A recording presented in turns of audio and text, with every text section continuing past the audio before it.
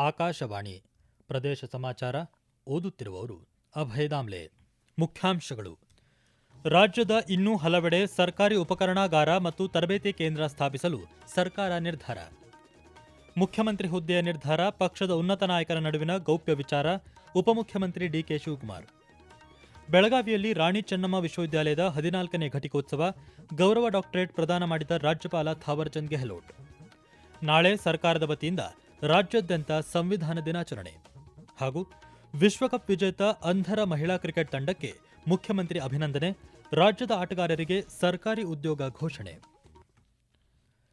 ಮುಖ್ಯಮಂತ್ರಿ ಸಿದ್ದರಾಮಯ್ಯ ಅಧ್ಯಕ್ಷತೆಯಲ್ಲಿ ವಿಧಾನಸೌಧದಲ್ಲಿಂದು ಕೆಕೆಆರ್ಡಿಬಿ ಮ್ಯಾಕ್ರೋ ಅನುದಾನದಡಿ ನೂತನ ಸರ್ಕಾರಿ ಉಪಕರಣಾಗಾರ ಮತ್ತು ತರಬೇತಿ ಕೇಂದ್ರ ಸ್ಥಾಪಿಸುವ ಸಂಬಂಧ ಸಭೆ ನಡೆಯಿತು. ಸಭೆಯಲ್ಲಿ ಉದ್ಯೋಗಾಧಾರಿತ ಕೌಶಲ್ಯ ತರಬೇತಿ ನೀಡುವ ಜಿಟಿಟಿಸಿ ಮೂಲಕ ಗ್ರಾಮೀಣ ಅಭ್ಯರ್ಥಿಗಳಿಗೆ ಹೆಚ್ಚಿನ ಉದ್ಯೋಗ ಕಲ್ಪಿಸಲು ಸಾಧ್ಯವಾಗಿದೆ ಎಂದು ಅವರು ತಿಳಿಸಿದರು. ರಾಜ್ಯದಲ್ಲಿ ಈಗಾಗಲೇ ಒಟ್ಟು 32 ಜಿಟಿಟಿಸಿ ಕೇಂದ್ರಗಳಿದ್ದು, ಇಂಡಿ, ಮಧುಗಿರಿ, ಕಂಪ್ಲಿ, ರಾಯಚೂರು ಗ್ರಾಮೀಣ, ಸಿಂಧನೂರಿನಲ್ಲಿ ಜಿಟಿಟಿಸಿ ಪ್ರಾರಂಭಿಸಲು ಸ್ಥಳ ಗುರುತಿಸಲಾಗಿದೆ. ಕಾಮಗಾರಿ ಪ್ರಾರಂಭಿಸಲು ಶೀಘ್ರವೇ ಟೆಂಡರ್ ಪ್ರಕ್ರಿಯೆ ಆರಂಭಿಸಬೇಕು ಎಂದು ಸೂಚಿಸಿದರು. ಜಿಟಿಟಿಸಿ ಉತ್ಪಾದನಾ ಕೇಂದ್ರದಲ್ಲಿ ಇಸ್ರೋದ ಚಂದ್ರಯಾನ ನೌಕೆ, ಲೂನಾರ್ ರೋವರ್ ಚಕ್ರದ ಉತ್ಪಾದನೆ ಸೇರಿದಂತೆ ಹಲವು ವೈಜ್ಞಾನಿಕ ಉಪಕರಣಗಳ ಉತ್ಪಾದನೆ ಮಾಡಲಾಗುತ್ತಿದೆ. ಜಪಾನ್, ಜರ್ಮನಿ, ಆಸ್ಟ್ರೇಲಿಯಾ ಸೇರಿದಂತೆ ಹಲವು ರಾಷ್ಟ್ರಗಳೊಂದಿಗೆ ಜಿಟಿಟಿಸಿ ಒಡಂಬಡಿಕೆ ಮಾಡಿಕೊಳ್ಳಲಿದೆ. ಮುಖ್ಯಮಂತ್ರಿ ಹುದ್ದೆಯ ಅಂತಿಮ ನಿರ್ಧಾರ ಹೈಕಮಾಂಡ್ ಹಾಗೂ ಪಕ್ಷದ ಉನ್ನತ ನಾಯಕರ ನಡುವಿನ ಗೌಪ್ಯ ವಿಷಯವಾಗಿದೆ ಎಂದು ಉಪಮುಖ್ಯಮಂತ್ರಿ ಡಿಕೆ ಶಿವಕುಮಾರ್ ತಿಳಿಸಿದ್ದಾರೆ. ಈ ವಿಷಯದ ಕುರಿತಂತೆ ಬಹಿರಂಗ ಚರ್ಚೆ ನಡೆಸಿ ಪಕ್ಷಕ್ಕೆ ಮುಜುಗರ ಉಂಟು ಮಾಡುವುದಿಲ್ಲ ಎಂದು ಅವರು ಹೇಳಿದ್ದಾರೆ. ಪಕ್ಷವನ್ನು ದುರ್ಬಲಗೊಳಿಸಲು ಬಯಸುವುದಿಲ್ಲ. ಪಕ್ಷ ಅಸ್ತಿತ್ವದಲ್ಲಿದ್ದರೆ ತಾವು ಅಸ್ತಿತ್ವದಲ್ಲಿರುತ್ತೇವೆ ಎಂದು ಅವರು ಹೇಳಿದ್ದಾರೆ. 2028ರ ವಿಧಾನಸಭಾ ಚುನಾವಣೆ ಹಾಗೂ 2029ರ ಲೋಕಸಭಾ ಚುನಾವಣೆಯತ್ತ ಗಮನ ಹರಿಸಲು ಪಕ್ಷದಲ್ಲಿ ಎಲ್ಲರೂ ಒಗ್ಗಟ್ಟಾಗಿರಬೇಕು ಎಂದು ಅವರು ಪ್ರತಿಪಾದಿಸಿದ್ದಾರೆ.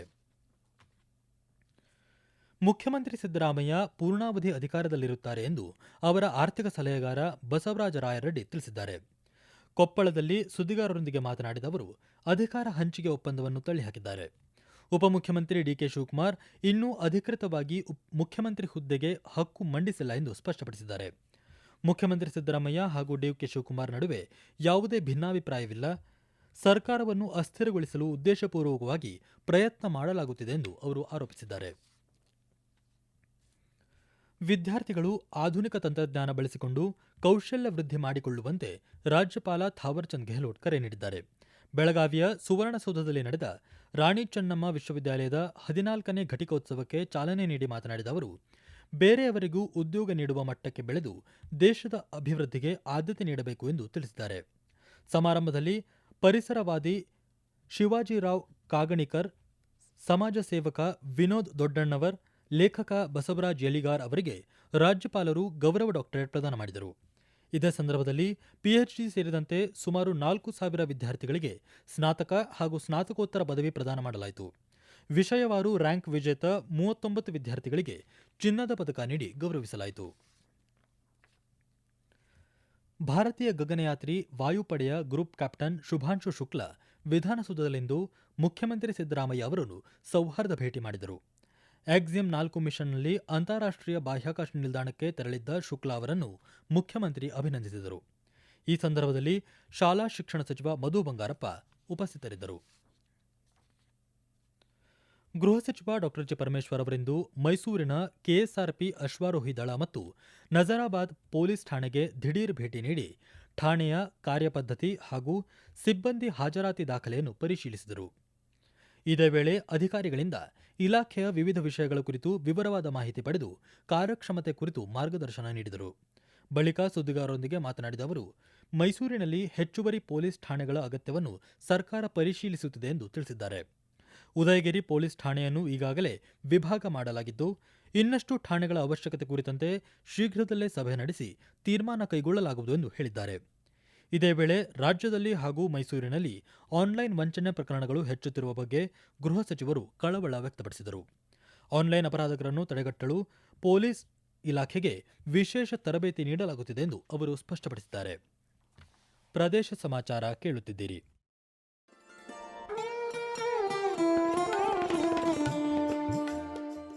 ಆಕಾಶವಾಣಿ ಸುದ್ದಿ ವಿಭಾಗದಿಂದ ಪ್ರದೇಶ ಸಮಾಚಾರವನ್ನು ಪ್ರತಿದಿನ ಬೆಳಿಗ್ಗೆ 7:05, ಮಧ್ಯಾಹ್ನ 12 ಮತ್ತು 2:30 ಹಾಗೂ ಸಂಜೆ 6:40ಕ್ಕೆ. ರಾಷ್ಟ್ರೀಯ ವಾರ್ತೆಗಳನ್ನು ಬೆಳಿಗ್ಗೆ 7:35, ಮಧ್ಯಾಹ್ನ 1:10 ಹಾಗೂ ಸಂಜೆ 7:35ಕ್ಕೆ ಪ್ರಸಾರ ಮಾಡಲಾಗುತ್ತದೆ. ಈ ಎಲ್ಲಾ ವಾರ್ತೆಗಳನ್ನು ನಮ್ಮ ಯೂಟ್ಯೂಬ್ ಖಾತೆ ಆಕಾಶವಾಣಿ ನ್ಯೂಸ್ ಕನ್ನಡ, ಫೇಸ್ಬುಕ್ ಖಾತೆ ಆಕಾಶವಾಣಿ ವಾರ್ತೆ ಕನ್ನಡ ಇದರಲ್ಲಿ ಆಲಿಸಬಹುದು. ನಿಖರ ಮತ್ತು ವಿಶ್ವಾಸಾರ್ಹ ಸುದ್ದಿಗಳಿಗಾಗಿ ಕೇಳಿ ಆಕಾಶವಾಣಿ ವಾರ್ತೆ.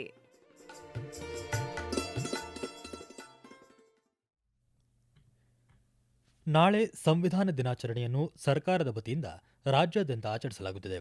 ಬೆಂಗಳೂರಿನ ಡಾಕ್ಟರ್ ಬಿಆರ್ ಅಂಬೇಡ್ಕರ್ ಭವನದಲ್ಲಿ ನಡೆಯುವ ಸಮಾರಂಭದಲ್ಲಿ ಮುಖ್ಯಮಂತ್ರಿ ಸಿದ್ದರಾಮಯ್ಯ ಹಾಗೂ ಉಪಮುಖ್ಯಮಂತ್ರಿ ಡಿಕೆ ಶಿವಕುಮಾರ್ ಸೇರಿದಂತೆ ಹಲವು ಗಣ್ಯರು ಪಾಲ್ಗೊಳ್ಳಲಿದ್ದಾರೆ. ಡಾಕ್ಟರ್ ಮನಮೋಹನ್ ಸಿಂಗ್ ಬೆಂಗಳೂರು ನಗರ ವಿಶ್ವವಿದ್ಯಾನಿಲಯದ ಡಾಕ್ಟರ್ ಬಿಆರ್ ಅಂಬೇಡ್ಕರ್ ಅಧ್ಯಯನ ಕೇಂದ್ರ ಹಾಗೂ ರಾಜ್ಯ ಕಾನೂನು ಮತ್ತು ಸಂಸದೀಯ ಸುಧಾರಣಾ ಸಂಸ್ಥೆಯ ಸಂಯುಕ್ತ ಆಶ್ರಯದಲ್ಲಿ ನಾಳೆ ಸಂವಿಧಾನ ದಿನಾಚರಣೆ ಮತ್ತು ಸಂವಿಧಾನ ಸೈನಿಕರ ಸಮಾವೇಶ ಏರ್ಪಡಿಸಲಾಗಿದೆ. ಬೆಂಗಳೂರು ಗ್ರಾಮಾಂತರ ಜಿಲ್ಲೆಯ ದೇವನಹಳ್ಳಿಯಲ್ಲಿ ಜಿಲ್ಲಾಡಳಿತ, ಜಿಲ್ಲಾ ಪಂಚಾಯತ್ ಮತ್ತು ಸಮಾಜ ಕಲ್ಯಾಣ ಇಲಾಖೆ ವತಿಯಿಂದ ನಾಳೆ ಸಂವಿಧಾನ ದಿನಾಚರಣೆ ಹಮ್ಮಿಕೊಳ್ಳಲಾಗಿದ್ದು, ಜಾಥಾ ನಡೆಯಲಿದೆ. ಕೋಲಾರ ಜಿಲ್ಲೆಯ ಮಾಲೂರು ತಾಲೂಕಿನಲ್ಲಿ ಸಂವಿಧಾನ ರಥ ಸಂಚಲನ ಸಮಿತಿ ವತಿಯಿಂದ ನಾಳೆ ಸಂವಿಧಾನ ಸಮರ್ಪಣಾ ದಿನದ ಅಂಗವಾಗಿ ಮಾಲೂರಿನಲ್ಲಿ ಸಂವಿಧಾನ ರಥ ಸಂಚಲನ ಮತ್ತು ಬೃಹತ್ ಸಮಾವೇಶವನ್ನು ಹಮ್ಮಿಕೊಳ್ಳಲಾಗಿದೆ.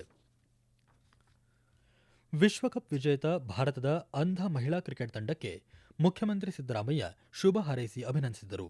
ಇದೇ ವೇಳೆ ರಾಜ್ಯದ ಕ್ರಿಕೆಟ್ ಪಟುಗಳಿಗೆ ತಲಾ 10 ಲಕ್ಷ ನಗದು ಬಹುಮಾನದ ಜೊತೆಗೆ ಸರ್ಕಾರಿ ಉದ್ಯೋಗ ಘೋಷಿಸಿದರು.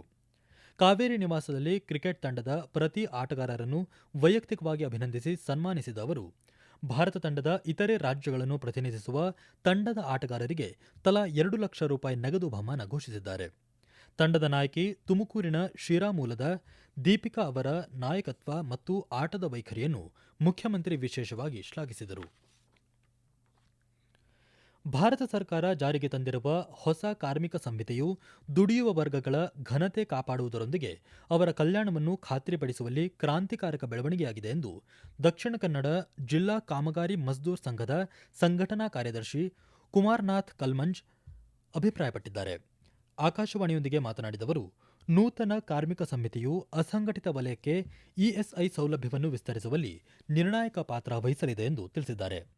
ಭಾರತ ಸರ್ಕಾರ ತಂದಿರುವಂತಹ ಹೊಸ ಲೇಬರ್ ಕೋಡ್ಸ್ ಭಾರತದ ದುಡಿಯುವ ವರ್ಗದ ಘನತೆಯನ್ನು ಕಾಪಾಡುವ ಹಾಗೂ ಕಲ್ಯಾಣವನ್ನು ಖಾತ್ರಿಪಡಿಸುವ ನಿಟ್ಟಿನಲ್ಲಿ ಕ್ರಾಂತಿಕಾರಕ ಬೆಳವಣಿಗೆ. ಅಸಂಘಟಿತ ವಲಯದಲ್ಲಿ ಬಹಳ ಹಿಂದಿನಿಂದ ಬೇಡಿಕೆಯಾಗಿರುವಂತಹ ಔದ್ಯೋಗಿಕ ಸುರಕ್ಷತೆ ಜೊತೆಗೆ ಆರೋಗ್ಯದ ಸುರಕ್ಷತೆ ಮುಂದೆ ಅಸಂಘಟಿತ ವಲಯಕ್ಕೂ ಇಎಸ್ಐ ಅನ್ನು ವಿಸ್ತರಿಸುವಲ್ಲಿ ಇದು ನಿರ್ಣಾಯಕ ಪಾತ್ರವನ್ನು ವಹಿಸುತ್ತದೆ. ಈ ಕಾನೂನನ್ನು ಪ್ರತಿ ರಾಜ್ಯ ಸರ್ಕಾರಗಳು ಅಸಂಘಟಿತ ವಲಯಕ್ಕೆ ಪೂರಕವಾಗಿ ಬಳಸಿಕೊಂಡಲ್ಲಿ ಅಸಂಘಟಿತ ವಲಯದ ಕಾರ್ಮಿಕರ ಭವಿಷ್ಯ ಉಜ್ವಲವಾಗುವುದರಲ್ಲಿ ಸಂಶಯವಿಲ್ಲ. ಮೆಕ್ಕೆಜೋಳ ಖರೀದಿ ಕೇಂದ್ರ ಆರಂಭಿಸುವಂತೆ ಕೇಂದ್ರ ಸರ್ಕಾರ ನವೆಂಬರ್ 13ರಂದೇ ರಾಜ್ಯ ಸರ್ಕಾರಕ್ಕೆ ಪತ್ರ ಬರೆದಿದೆ. ಆದರೆ ಕೇಂದ್ರದಿಂದ ಅನುಮತಿ ಸಿಕ್ಕಿಲ್ಲ ಎಂದು ಆರೋಪಿಸಿ ರಾಜ್ಯ ಸರ್ಕಾರ ಖರೀದಿ ಕೇಂದ್ರ ಆರಂಭಿಸದೆ ರೈತರನ್ನು ಮತ್ತಷ್ಟು ಸಂಕಷ್ಟಕ್ಕೆ ದೂಡುತ್ತಿದೆ ಎಂದು ಮಾಜಿ ಮುಖ್ಯಮಂತ್ರಿ ಜಗದೀಶ್ ಶೆಟ್ಟರ್ ಆರೋಪಿಸಿದ್ದಾರೆ. ಗದಗದಲ್ಲಿ ಸುದ್ದಿಗಾರರೊಂದಿಗೆ ಮಾತನಾಡಿದ ಅವರು, ಮೆಕ್ಕೆಜೋಳ ಬೆಂಬಲ ಬೆಲೆ ನಿಗದಿಪಡಿಸಿದರೂ ಈವರೆಗೂ ರಾಜ್ಯ ಸರ್ಕಾರ ಖರೀದಿ ಕೇಂದ್ರ ತೆರೆದಿಲ್ಲ. ರಾಜ್ಯ ಸರ್ಕಾರ ಆವರ್ತ ನಿಧಿಯನ್ನು ಬಳಸಿ ರೈತ ಉತ್ಪನ್ನಗಳನ್ನು ಖರೀದಿಸಬೇಕು ಎಂದು ಆಗ್ರಹಿಸಿದ್ದಾರೆ. ಗ್ಯಾರಂಟಿಗಳಿಗೆ ಹಣ ವಿನಿಯೋಗಿಸುವ ನೆಪದಲ್ಲಿ ಸರ್ಕಾರ ರೈತರಿಗೆ ಅನ್ಯಾಯ ಮಾಡುತ್ತಿದೆ ಎಂದು ಅವರು ದೂರಿದ್ದಾರೆ. ಕೊನೆಯಲ್ಲಿ ಮತ್ತೊಮ್ಮೆ ಮುಖ್ಯಾಂಶಗಳು.